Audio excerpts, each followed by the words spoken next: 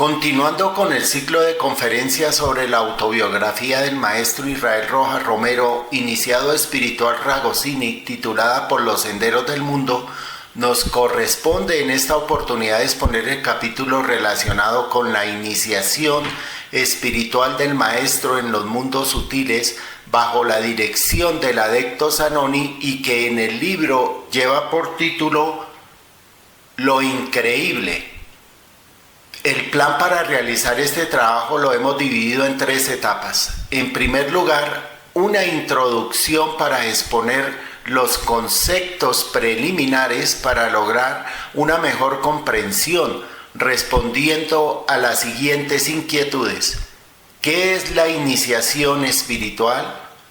¿Cuáles son algunos grados iniciáticos?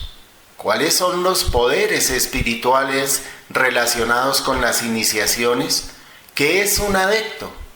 ¿En qué consiste el guardián del umbral? En segundo lugar, la exposición de los hechos tal como los escribió el maestro Israel Rojas Romero en su obra. Y para finalizar, una síntesis con comentarios y conclusión. ¿Qué es la iniciación? Una radical transformación desde lo íntimo del ser, una expansión de conciencia en los mundos internos acompañada de poderes espirituales.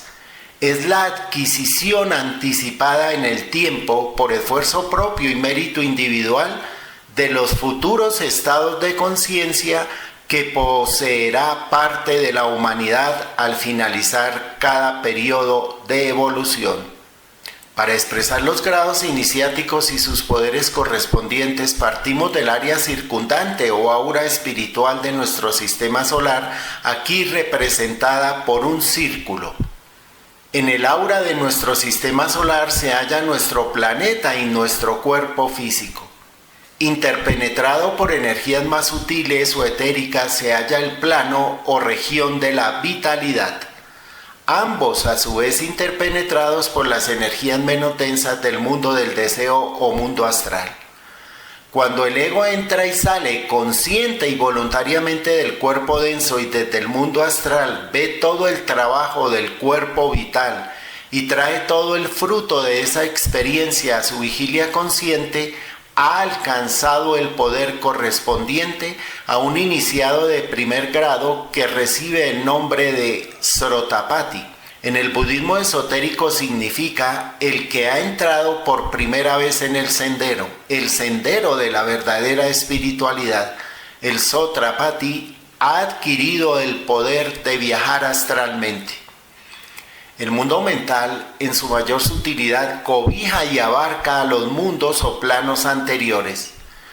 Cuando el ego, desde el mundo mental, voluntaria y conscientemente ve y penetra en todo el trabajo del mundo astral, se convierte en un iniciado de segundo grado y recibe el nombre de Sakridagamin, y ha adquirido el poder de ver el aura de los seres vivos.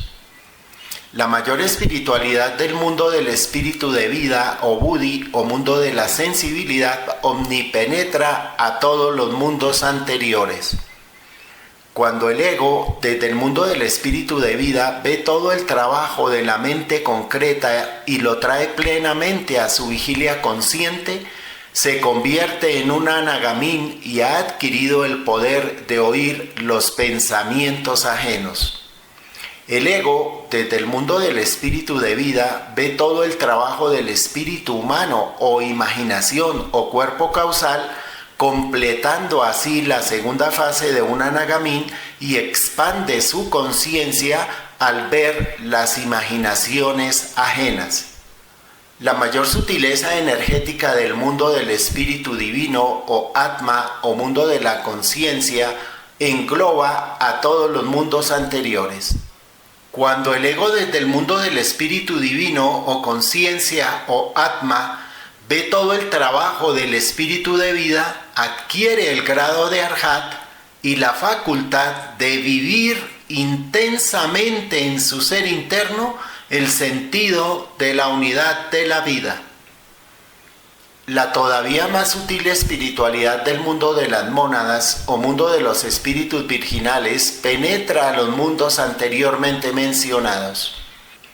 Desde el mundo del espíritu virginal, el ego ve todo el trabajo del espíritu divino o atma o conciencia convirtiéndose en una seca o adecto. Adquiere el poder de viajar a todos los planetas dentro de nuestro sistema solar utilizando como vehículo su espíritu de vida. Una mayor vibración interpenetra a todos los anteriores mundos y corresponde al logos de nuestro sistema solar. El Chohan, desde el tercer aspecto del logos de nuestro sistema solar, se asimila todo el trabajo realizado por la mónada y adquiere el poder de viajar a otros sistemas solares utilizando como vehículo a su espíritu divino o atma o conciencia. Después de haber visto hasta la iniciación de Chohan, que en tibetano tiene el significado de jefe o señor, continuaremos con el significado del guardián del umbral. ¿Qué es el guardián del umbral? Es una entidad espectral compuesta por los elementos de las más bajas vibraciones emocionales, mentales o imaginales que hemos generado en la presente y en anteriores encarnaciones con nuestros inarmónicos deseos, bajas pasiones, temores, instintos, pensamientos o imágenes de envidia, codicia, celos, lujuria y demás análogas vibraciones inferiores. Es el cúmulo de todo lo negativo que hemos generado a través del tiempo y del espacio y que se resiste a ser trascendido por nuestras nobles aspiraciones y elevados ideales espirituales. Cuando estamos encarnados y también en el lapso comprendido entre la llamada muerte y el llamado nuevo nacimiento, la naturaleza ha dispuesto con sabiduría que seamos inconscientes de su existencia.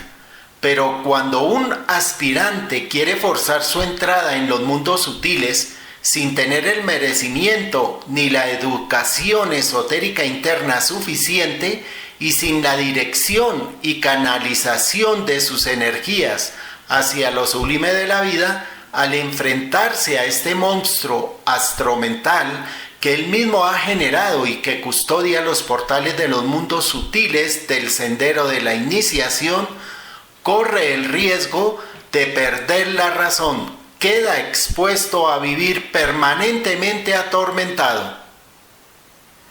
Como lo expresó el esoterista inglés Edward Bulwer Lytton en su novela Zanoni, sentir el cerebro en un incendio de inquietud constante mientras se vive un permanente entumecimiento que congela la médula de los huesos. La vista de este horripilante engendro emanado por nosotros mismos infunde el más potente terror, angustia, desesperación a quien no tiene la absoluta confianza en su ser interior o espiritual esencia o íntimo. También en la novela Zanoni se dice que la resolución es el primer triunfo y simultáneamente se requiere una fortaleza de pureza moral excepcional para poder trascender la influencia que puede ejercer el guardián del umbral. En la ópera Lohengrin de Richard Wagner se muestra que el alma representada por Elsa, cuando permite introducir en su interioridad la duda, el temor, la desconfianza acerca de la sublimidad del espíritu, es imposible alcanzar la realización de las bodas místicas. No es factible realizar la unión autosensoconsciente perfecta y armoniosa del alma con el espíritu. Enseguida daremos lectura al texto del capítulo Lo Increíble, que hace parte de la autobiografía escrita por nuestro maestro Israel Rojas Romero. Una vez que se marchó el doctor Neumayer, quedó alguna división emocional entre los estudiantes de la Rosacruz, pues como en lo humano todos presumimos de sabios y cada uno pretende tener en sí la última palabra, unos opinaban del maestro de una manera y otros de otra. No faltaron quienes lo catalogaron de mago negro, ya que era imposible negar sus poderes que fueron evidenciados por los hechos.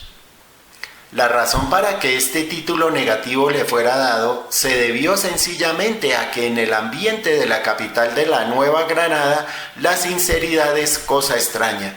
La gente prefiere siempre la ficción, la hipocresía, y como el doctor Neumayer decía siempre la verdad por encima de toda consideración, ello no era soportado bien por las personas de carácter endeble. Para Jocelyn sucedía lo contrario, pues la severidad y la verdad eran para él las mejores prendas que había exhibido el prodigioso mago. Y como había tenido la bella oportunidad de contemplar el aura del maestro, viéndola de brillantes colores, tampoco tenía duda sobre la pureza del sendero que seguía, pues los magos de la izquierda no poseen aura de color, sino una envoltura obscura y tenebrosa, como corresponde a su necio egotismo. Los asistentes a las reuniones Rosacruz se redujeron en número, pero no el natural y lógico entusiasmo de Jocelyn. Si todos se retiraban, ello no significaría nada fuera de haber descubierto que eran mentalidades aún muy débiles, que carecían de evolución para soportar ciertas lecciones y experiencias. Las frases negativas de los disociadores hicieron mella en muchos, o para mejor decir en casi todos. Cualquier día, Jocelyn llegó a dirigir la reunión habitual y nadie había concurrido. Jocelyn abrió la reunión y como si el salón estuviera lleno de gente, leyó 3 hermosos artículos de la obra Magia Blanca y Magia Negra de Franz Hartmann. Y luego, sin más ni más, se puso de pie y empezó a explicar el contenido fundamental de los capítulos. En este momento entró un hermano y boquiabierto, con los ojos desorbitados, pensó que Jocelyn había perdido algunos de los tantos tornillos que, según el común decir, ajustan la personalidad humana. Sin embargo, se sentó y escuchó el resto de la disertación. Cuando el orador terminó, el hermano se puso de pie y se aproximó con paso vacilante diciendo a Jocelyn: ¿Qué le pasa? Nada, contestó el aludido. Estoy cumpliendo mi misión. Una mentalidad positiva atrae por ley magnética a las personas interesadas en la idea y así dentro de breves semanas verá usted este salón lleno. La psicológica profecía no se hizo esperar. 20 días más tarde, Jocelyn hablaba en ese salón a 180 personas que lo escuchaban con entusiasmo. Este era el trabajo externo de Jocelyn. Internamente sentía que había grandes seres que vivían tras las colinas de las montañas dedicados a la contemplación y a la devoción, que estos grandes seres tenían que ser personas necesariamente llenas de sabiduría y de bondad, y añoraba la recóndita y secreta posibilidad de encontrarse con alguien de aquella naturaleza. Viajaba por los cerros aledaños a la ciudad meditando sus ideas y pensando en lo que es y significa la realización espiritual. Las pocas horas que le quedaban de su trabajo habitual las dedicaba a leer a Ramacharaka, Vivekananda, Viracocha, y también leía y releía la obra Grandeza de la Psicoterapia que el profesor Neumayer había escrito, habiendo traído en su equipaje algunas copias, las que habían quedado en el poder de varias personas en la capital de la Nueva Granada. En el ambiente en que se movía Jocelyn había algunos falsos amigos que le aconsejaban dejar aquella clase de lecturas, aprender a tomar, fumar, bailar charleston y así poder obtener la felicidad, porque según ellos, los libros de filosofía secan el cerebro y desequilibran las almas. Sin darse cuenta los pobres que nada más enloquecedor y desequilibrante que el alcohol, la disipación de las energías en los lupanares, y que además el bailar charleston es un ataque de neurastenia localizada en los pies. El ambiente completamente negativo para el desarrollo de labores espiritualistas presentaba gran resistencia, Pero ello no podía debilitar la voluntad de Jocelyn, porque su conciencia le decía que nada más extraordinario ni más grande puede haber para el hombre que conocer la verdad de la vida y el camino a seguir para ir venciendo progresivamente la tragedia y el dolor a base de conocimientos. Así pasaban los días, las semanas y los años, y en cualquier momento inesperado enfermó con caracteres de mucha gravedad la madre de Jocelyn.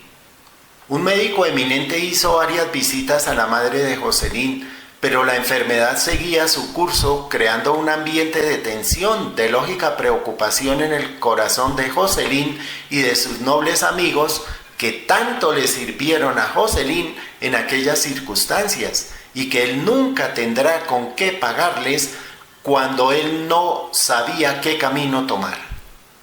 Cualquier día se encontró con el señor Roballo, quien no conocía ni sabía nada acerca de la enfermedad de la madre de su amigo.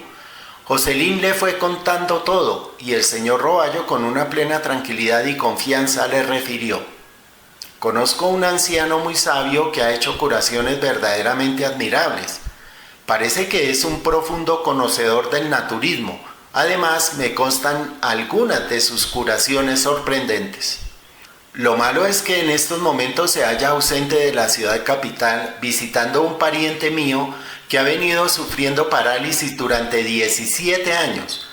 Y por las noticias que tengo, ya el anciano Galeno lo tiene caminando y con perspectiva de total curación.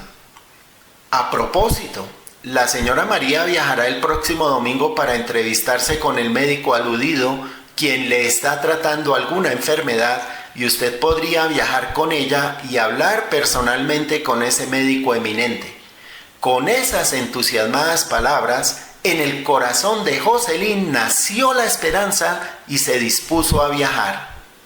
Al domingo siguiente, tomó el tren de línea y se dirigió a la población de Gachancipá, donde efectivamente en una casa muy sencilla encontró al eminente Galeno. La señora fue recibida con una gran expresión de bondad por parte del anciano.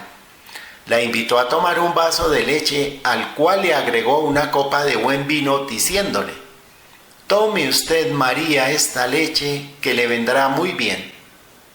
Enseguida ella, dirigiéndose al médico, le dijo: doctor, le presento al joven amigo Jocelyn, quien desea hacerle una consulta. Con mucho gusto, contestó el anciano médico, si se digna esperarme breves momentos, porque estoy preparando una medicina para un enfermo que tengo a mi cuidado. Unos 5 minutos después, el anciano se dirigió a Jocelyn y le dijo: para que hablemos sería conveniente que hiciéramos una caminata por las calles del poblado, pero a mí me da mucha pena salir con usted usando este traje sencillo. Efectivamente usaba en esos momentos alpargatas de fique, un pantalón común y un saco igualmente sencillo.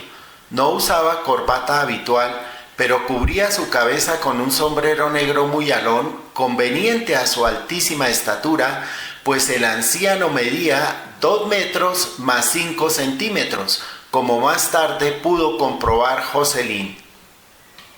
Jocelyn, dirigiéndose al anciano, le dijo: la apariencia no tiene importancia ninguna, así que podemos continuar y hablar del delicado problema que le vengo a tratar. El médico sonrió con una bondad infinita y, mirando directamente a los ojos de Jocelyn, le dijo: usted siempre el mismo.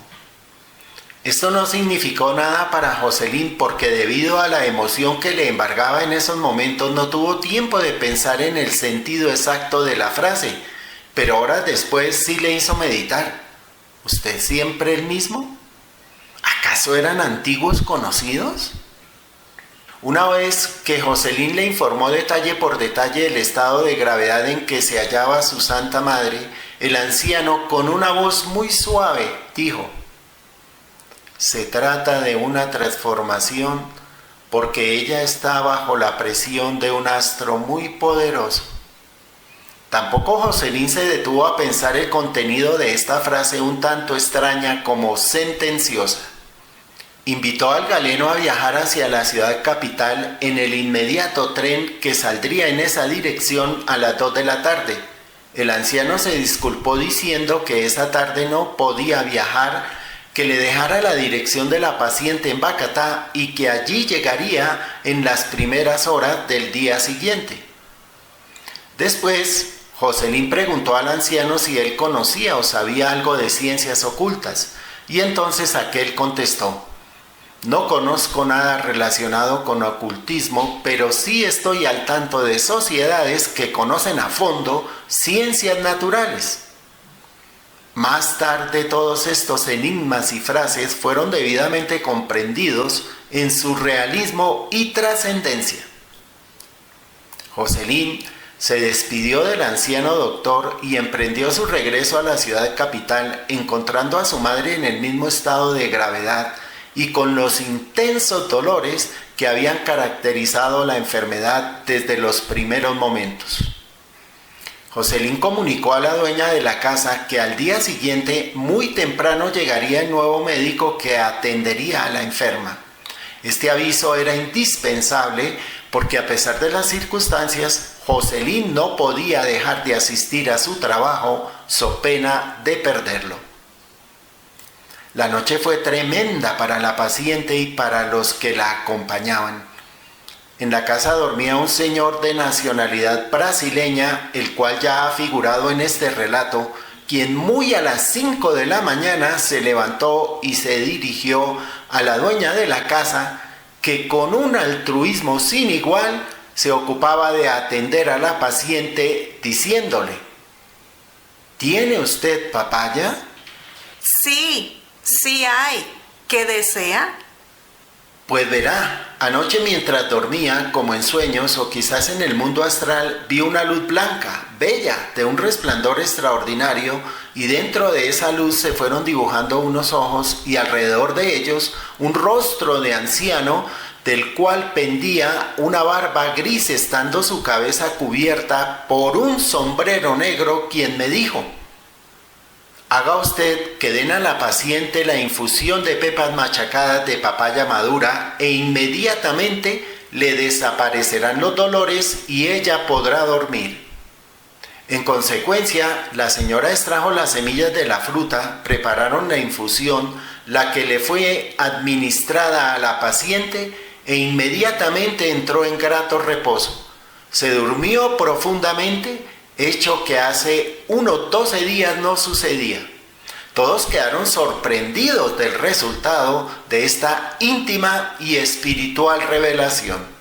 Cuando Jocelyn se levantó, le informaron que su madre había mejorado notablemente, sin referirle los detalles por medio de los cuales se había llegado a tan maravilloso resultado.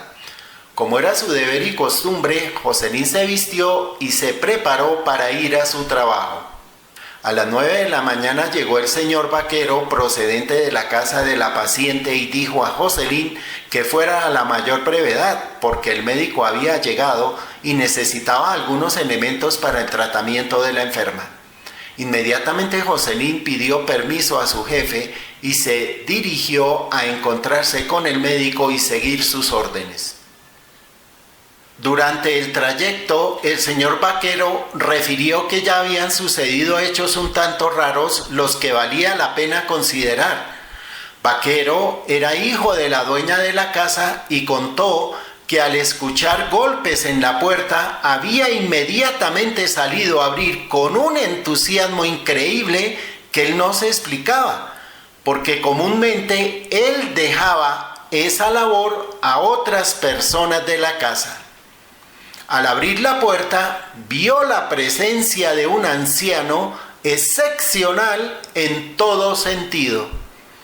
Altísima estatura, larga barba le adornaba el pecho, una melena gris cubría su espalda y por reflejo recordó que no era la primera vez que lo veía, pues en pasadas semanas le había encontrado en una de las calles de Bacatá y había dicho para sus adentros: si hay maestros que guían a la humanidad, este debe ser uno.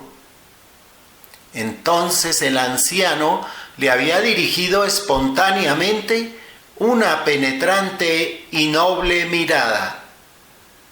Cuando estas imágenes cruzaban por la mente de Vaquero, en voz alta se dirigió a la madre que estaba en el tercer patio de la casa en cuestión, diciendo: «¡Ha llegado el doctor a ver a la enferma!».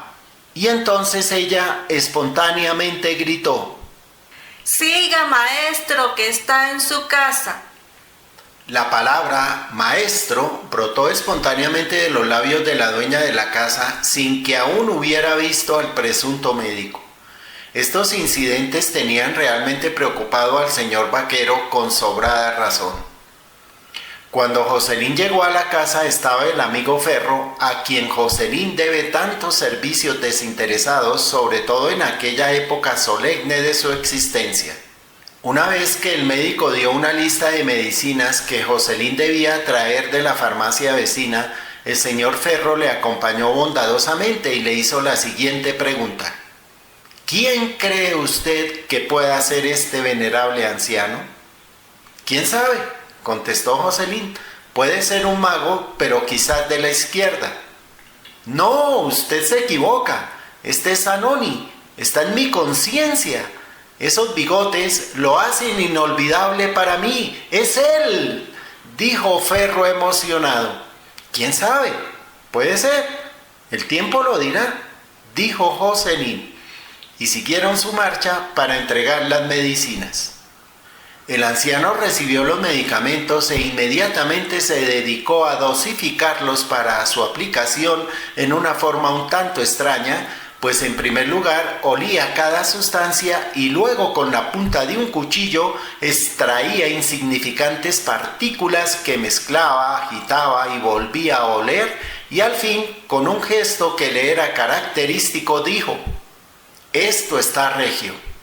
E inmediatamente fue personalmente y dio a la paciente una copa del contenido. Los beneficios los experimentó la enferma inmediatamente, pues se le vio placidez y bienestar. Acto seguido, el venerable anciano pidió sal y alcohol, combinó aquellos elementos y en un platón prendió fuego y empezó a orar y a pronunciar igualmente palabras de valor cabalístico, solamente comprensibles para él mismo. Al salir de la verificación de esta operación, Joselín le preguntó: ¿se salvará? A lo que el médico contestó repitiendo la ya mencionada frase: está bajo la acción de un astro poderoso y se trata de una transformación. Tampoco Joselín pudo medir la trascendencia del contenido de aquella frase que escuchaba por segunda vez. Joselín penetró en el cuarto de la paciente y la enferma, con la bondad que le era propia y con tono de súplica, dijo a Joselín: «Usted ha venido sufriendo tanto del estómago y no ha querido consultar al médico. Este es un pésimo capricho. Ahora que tenemos aquí a este eminente facultativo que me ha hecho tanto bien, debe consultarlo. Se lo suplica su madre misma en momentos de confusión y de dolor. Deje esa necedad personal y pase inmediatamente a consultarlo». Joselín le prometió, por tratarse de un estado excepcional y más por complacer a la madre que por otra razón, pasó al cuarto que se le había asignado al médico. «Doctor, he sido en mi vida una persona supremamente sincera y le anticipo que no creo en médicos, pero acabo de hacer una fiel promesa a mi madre y por eso vengo a consultarle». Y acto seguido relató los signos característicos de su tremenda afección, que en muchos momentos le había puesto en las puertas de la desencarnación sin que ello le preocupara ni le importara en lo más mínimo. Antes que someterse a la acción de medicamentos, estaba decidido a abandonar su envoltura mortal. El anciano sonrió y dijo: «Ha hecho usted muy bien, he venido precisamente a curarlo». El médico inmediatamente impartió órdenes y dijo que al día siguiente, muy de mañana, viajaría a la ciudad del Zipa para acumular cierta cantidad de magnetismo que solamente se podía conseguir en aquella zona privilegiada vecina de Bacatá. Precisamente iba a viajar en el primer tren de las 7 de la mañana del siguiente día. El anciano galeno fue acompañado por Joselín y por el señor Ferro a la estación del ferrocarril. Ya en ella el anciano se dirigió al sol que empezaba a alumbrar en el oriente.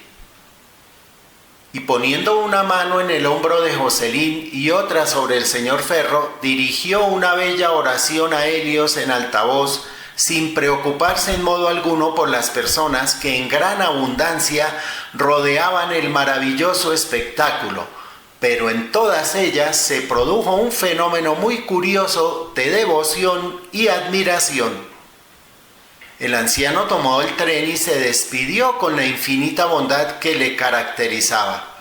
Joselín y Ferro regresaron para saber el estado de la enferma, la que estaba un tanto mejorada. Al día siguiente, en vista de que la enferma seguía un proceso sucesivo de postración, pero eso sí, sin los dolores que habían caracterizado la evolución de la enfermedad, decidió poner un telegrama al galeno, a la ciudad del Zipa y al Hotel Colombia, que era la dirección que el médico había dejado por si había algo urgente que comunicar. Esa tarde no se tuvo respuesta ninguna. Al día siguiente, al mediodía, se hizo presente el anciano y ordenó que a Joselín esa tarde no se le diera ninguna comida de sal. Podría tomar jugos de frutas y algún alimento sazonado con dulce, porque el próximo día le iría a medicar. La noche transcurrió con regular tranquilidad, pero el ambiente estaba exaltado por una intuicional expectativa.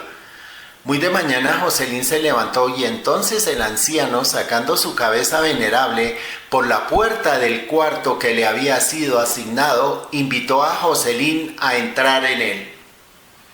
El anciano médico sostuvo una copa en la cual había vertido un líquido de color café y miró a los ojos de Joselín con una mirada llena de profundidad, de serenidad y de tal penetración que éste no podrá olvidar jamás. Le pasó la copa para que éste ingiriera el líquido hasta la última gota, lo que así hizo Joselín.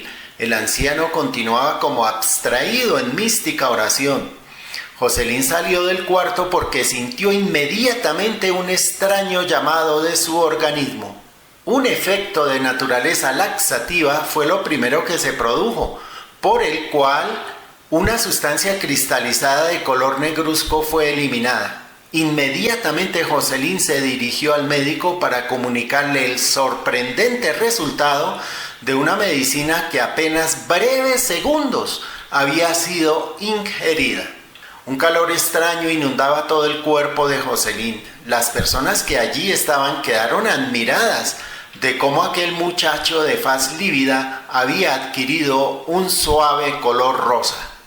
El anciano, muy serio y en actitud devota, observaba, y llamando aparte al señor Ferro le dijo: «Ha empezado lo extraordinario, ya veremos. O Joselín es capaz de vencer al tremendo guardián del umbral, o yo le desencarno y desaparezco».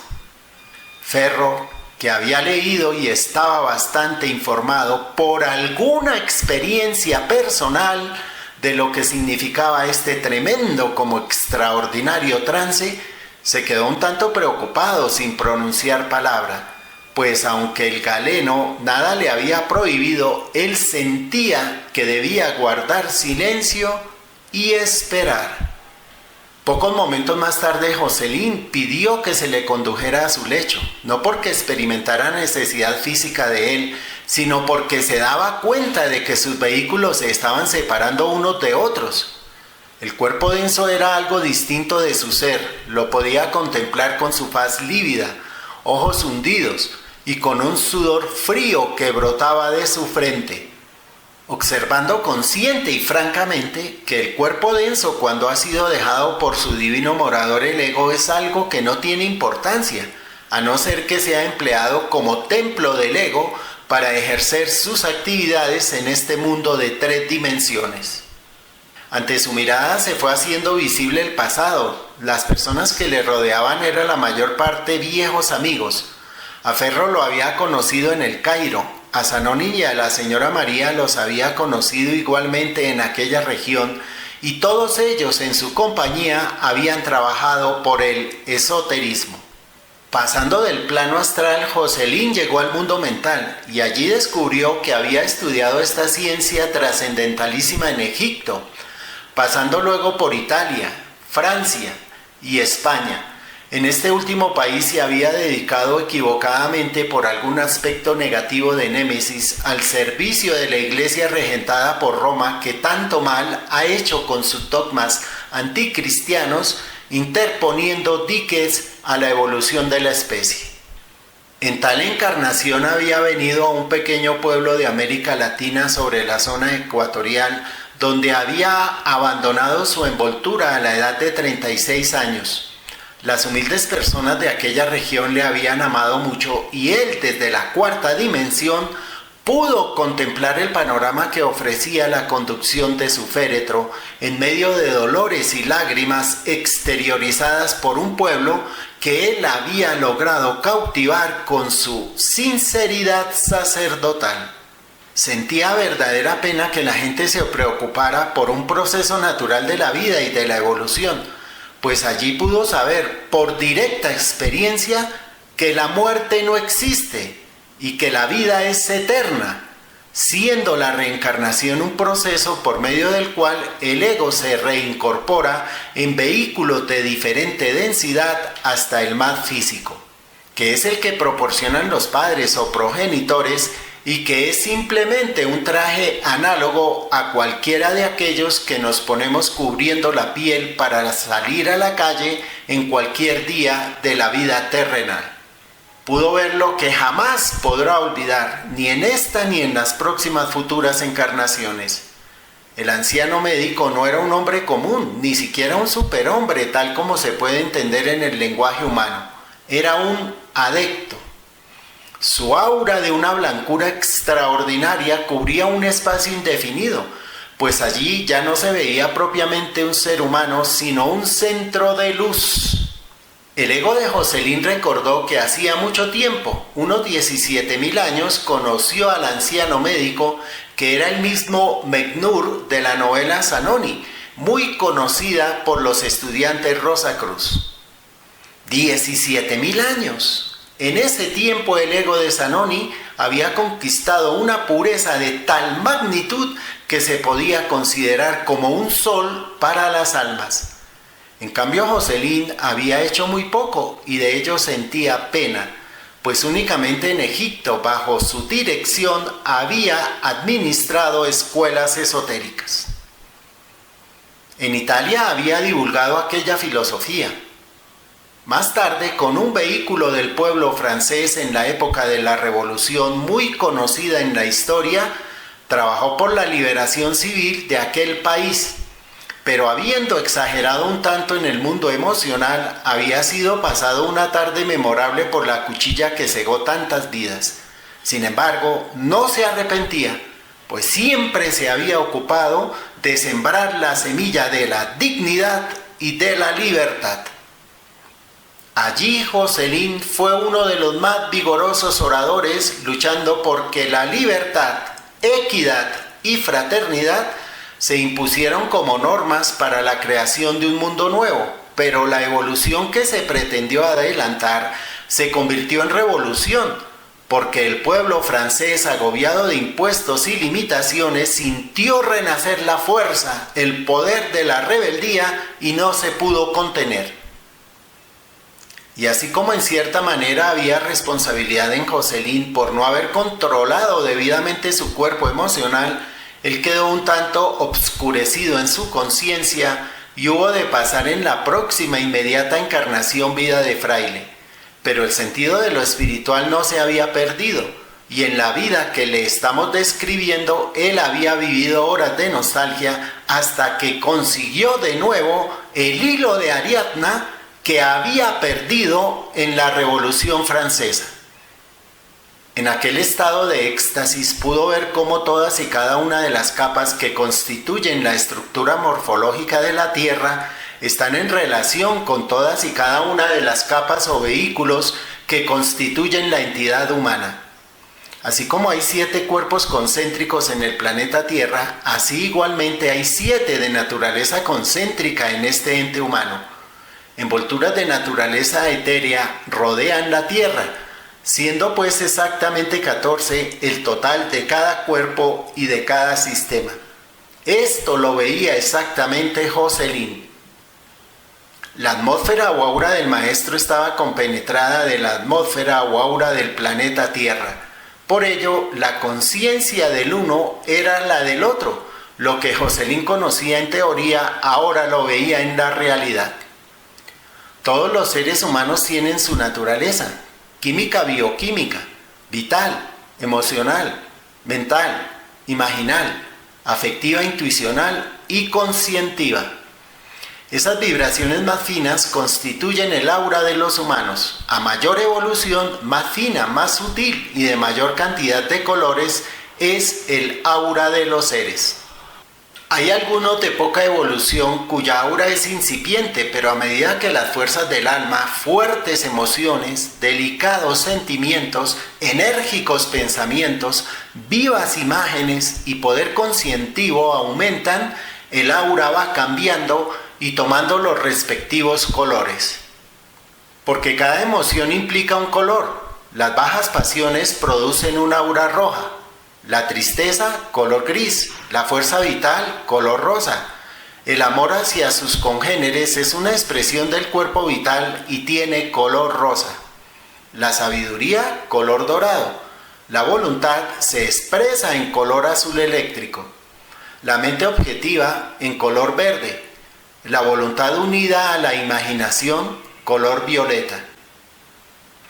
Así en el aura del maestro Zanoni, Jocelyn pudo contemplar bellos colores que tenían por fondo un blanco purísimo.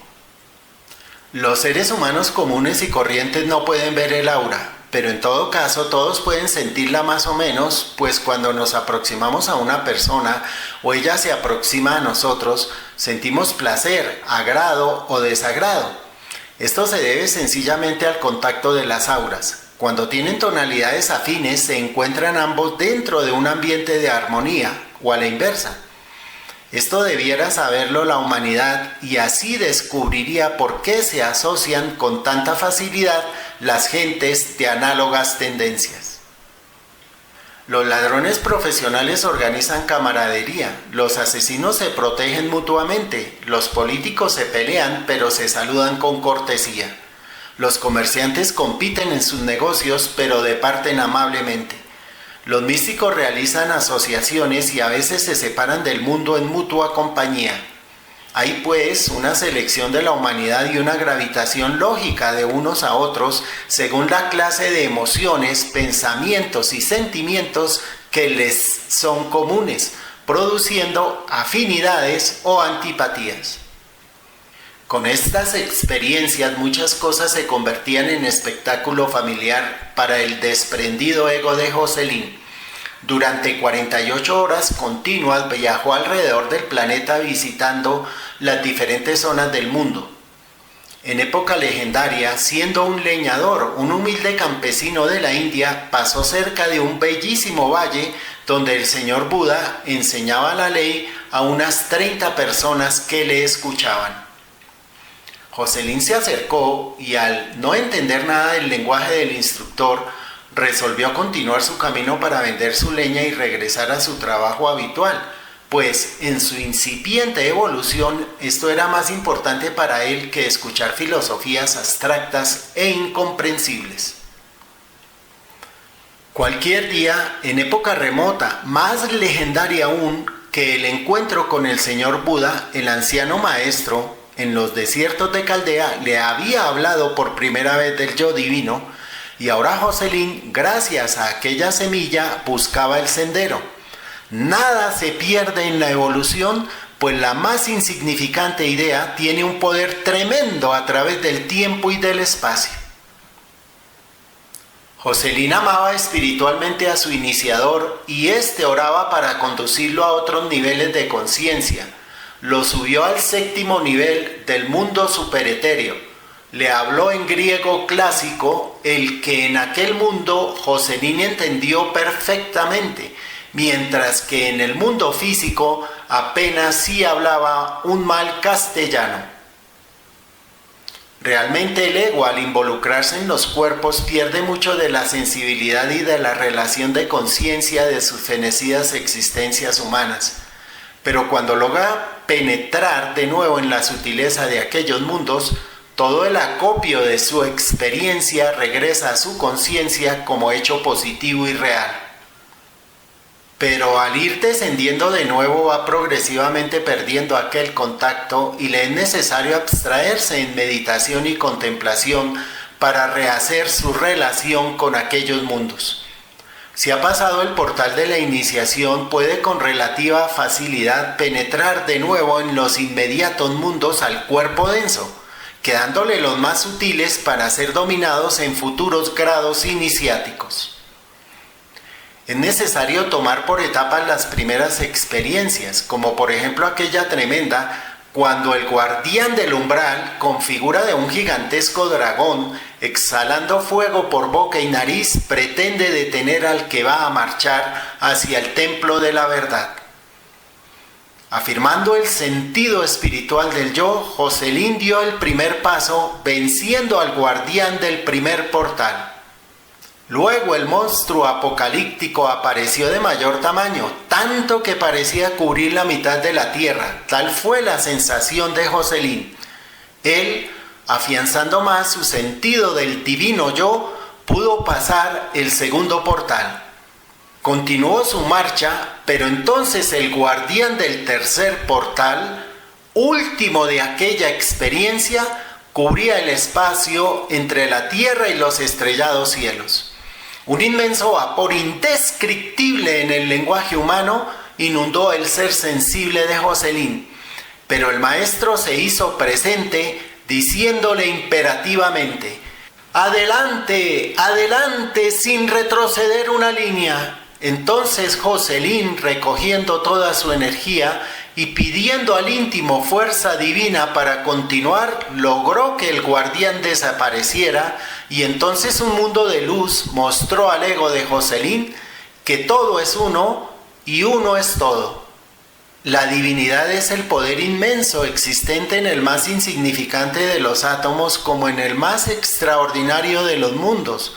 Y la única manera de hallarle es sintiéndolo en el interior, en lo más íntimo del ser, en el santo de los santos, el que se ha alegorizado en símbolos externos para que las almas anhelantes de conocimiento puedan un día descubrirle como el real ser, como el único yo, como la inmutable verdad.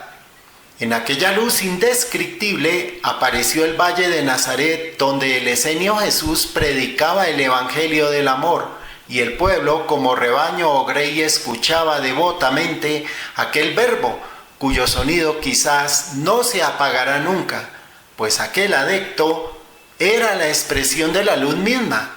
Es difícil describir a este maestro porque las humanas palabras solamente reflejan ideas que están en relación con este pobre mundo de 3 dimensiones.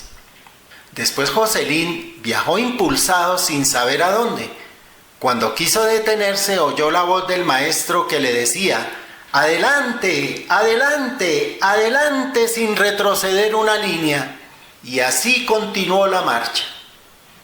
Difícil, imposible definir cuánto tiempo pasó, pues allí no existe esa sensación. Así en cualquier momento una asamblea esplendorosa apareció ante sus ojos. Estaba allí reunida la gran jerarquía de los seres que dirigen la evolución del mundo. La sublimidad y belleza del espectáculo son imposibles de describir. En el centro de aquella preciosa cadena de luz y de sabiduría se hallaba el gran hierofante. Su esplendorosa aura cubre el sistema solar. El ego de Jocelyn reverente se aproximó a él hincando su rodilla. El hierofante le dio su bendición de luz y le ordenó regresar al mundo para continuar la obra emprendida. Ninguno de los seres se movió de su asiento, pero todos en su conciencia lo bendecían y le felicitaban. En las felicitaciones no había ninguna emoción, solamente se percibía un sentimiento de amoroso espíritu de fraternidad y de divina conciencia. Jocelyn salió de allí y su iniciador le esperaba, no con sonrisas, pero sí con inmensa bondad y sin pronunciar palabra, sino recogido en su corazón le bendijo y le deseó fuerza moral y voluntad para continuar la marcha. En este caso la marcha era progresivamente descendiendo en forma espiral, contemplando desde la más alta cima el espectáculo soberbio y divino de la naturaleza hasta que al fin se encontró ocupando de nuevo su envoltura física. Entonces el iniciador organizó una mágica cadena con egos que poseían sus cuerpos tensos y trazó la cruz logoica mostrando que ella es inmanente y eterna. Varios mundos fueron observados desde el punto céntrico de la conciencia y así vinieron días inolvidables en los cuales el ego de Jocelyn podía rememorar, revivir aquellos actos de conciencia.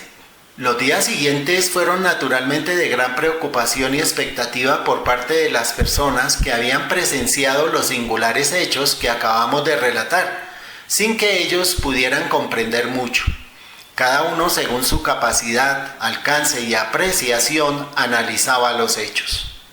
El interés de todos se concentraba en hacer alguna pregunta, unas veces curiosa y otras de fondo regular, aun cuando no muy profunda, debido a la falta de preparación en los nuevos estudiantes Rosa Cruz.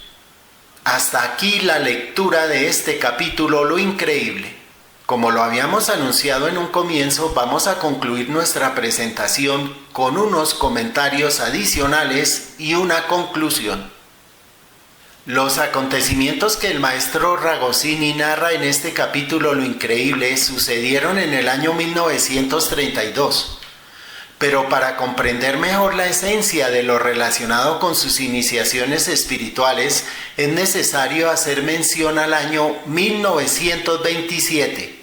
Cuando Jocelyn vio en el astral, con estética sublimatoria, a 3 preciosas mujeres en toda su naturalidad, descubiertas de todo tipo de velos, y posteriormente traspasó una montaña rocosa al habérsele hecho caer en cuenta que se hallaba en la 4ª dimensión.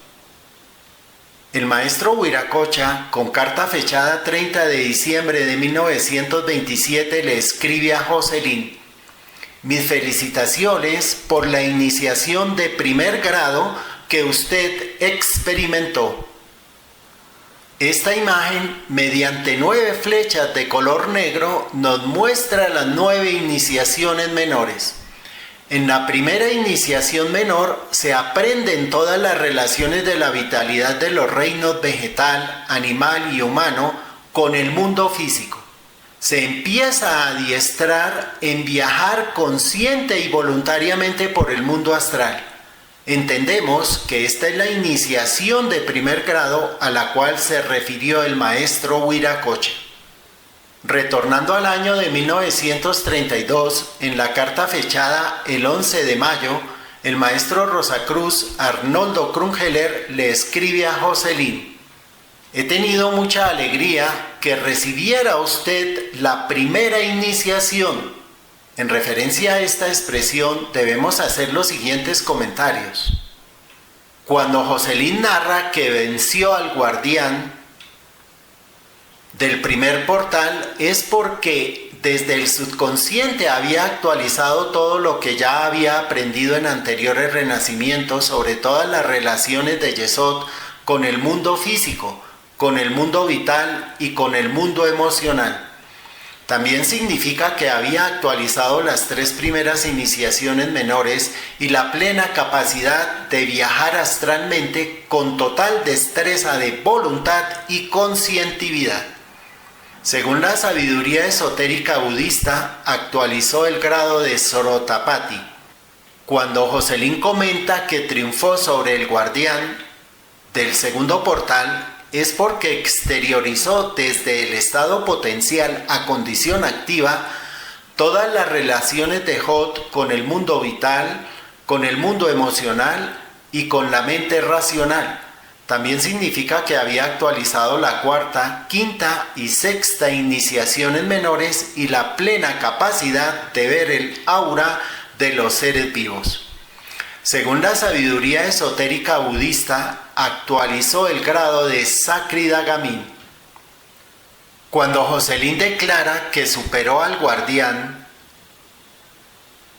del tercer portal, es porque recobró la sabiduría de todas las relaciones de Nexac con el mundo emocional, con el mundo mental e imaginal. También significa que había actualizado la 7ª, 8ª y 9ª iniciaciones menores y la capacidad total de oír los pensamientos ajenos. Según el esoterismo budista, realizó el grado de Anagamin en su primera fase. Asimismo, actualizó las relaciones del espíritu de vida con el espíritu humano.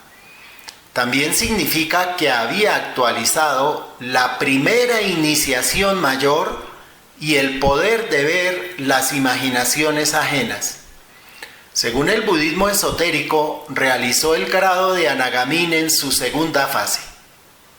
Esto es lo que demuestra la evidencia histórica documentada por el iniciado espiritual Ragosini en este capítulo de lo increíble y la carta firmada por el iniciado espiritual Wiracocha el 11 de mayo de 1932.